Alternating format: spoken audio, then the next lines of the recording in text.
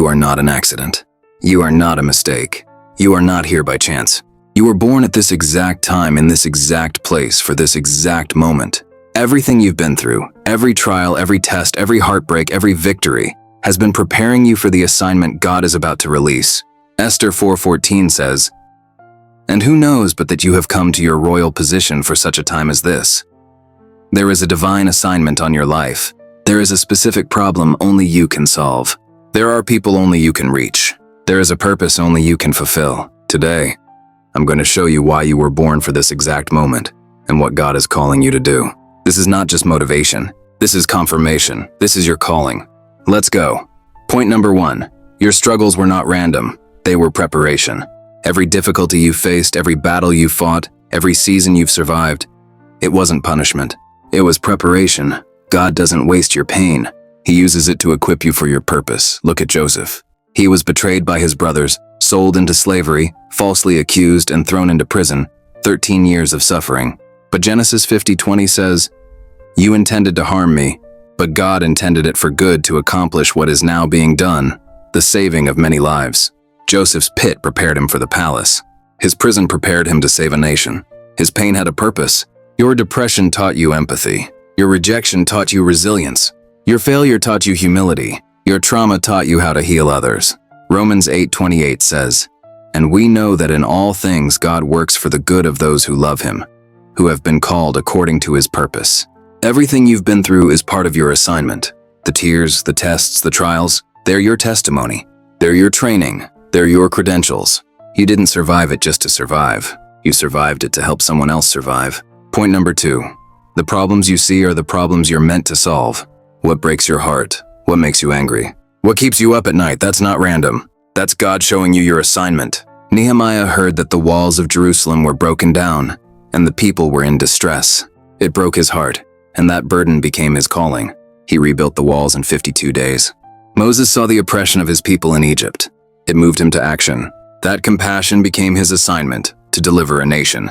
The thing that disturbs you, the injustice you can't ignore, the need you can't walk past, that's God saying, "This is why I put you here." Your assignment is connected to someone else's problem. Your purpose is tied to someone else's pain. Jeremiah 1:5 says, "Before I formed you in the womb, I knew you. Before you were born, I set you apart." God set you apart for a specific purpose. He gave you specific gifts, specific passions, specific experiences, all to equip you to solve a specific problem. You're not here by accident. You're here on assignment. Point number 3. God positioned you in this place at this time on purpose. You are not in the wrong place. You are not in the wrong season. You are not too early or too late. You are exactly where God needs you to be right now for such a time as this. Esther was an orphan. She was a Jewish girl in a foreign land. She was taken into the king's harem against her will. Everything about her situation seemed wrong. But when Haman plotted to destroy the Jewish people, Mordecai told Esther, "Who knows but that you have come to your royal position for such a time as this?" Esther 4:14. Esther's position wasn't random. It was strategic. God placed her in the palace to save a nation. You might not understand why you're in the job you're in, the city you're in, the relationship you're in, the struggle you're in, but God has you there for a reason. Acts 17:26 says, "From one man he made all the nations, that they should inhabit the whole earth, and he marked out their appointed times in history and the boundaries of their lands." God appointed your time and your place. You are geographically and chronologically positioned for your assignment. This generation needs you. This moment needs you. This problem needs you. Point number 4. Your assignment will require courage, not comfort. God's assignments are never easy. They're never safe. They require you to step out of your comfort zone and into his calling. Moses said, "Who am I to go to Pharaoh?" God said, "I will be with you." Gideon said, "I'm the least in my family." God said, "I have chosen you." Jeremiah said, "I'm too young." God said, "Do not say you are too young." Every person God called had an excuse. Every person felt inadequate. But God doesn't call the qualified, he qualifies the called. 2 Timothy 1:7 says, "For God has not given us a spirit of fear, but of power and of love and of a sound mind." Your assignment will scare you. It will stretch you. It will require faith you don't have yet. But that's the point. If you could do it in your own strength, you wouldn't need God. If it didn't require courage, it wouldn't build your faith. Esther had to risk her life to approach the king. Moses had to confront Pharaoh.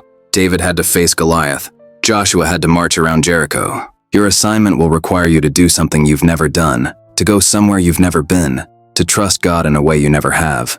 But Joshua 1:9 says, "Have I not commanded you? Be strong and courageous.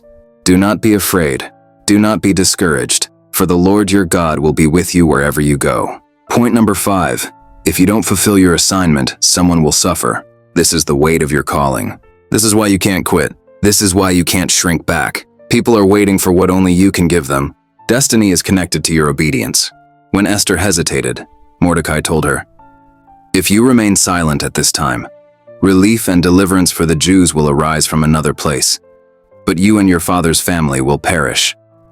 Esther 4:14.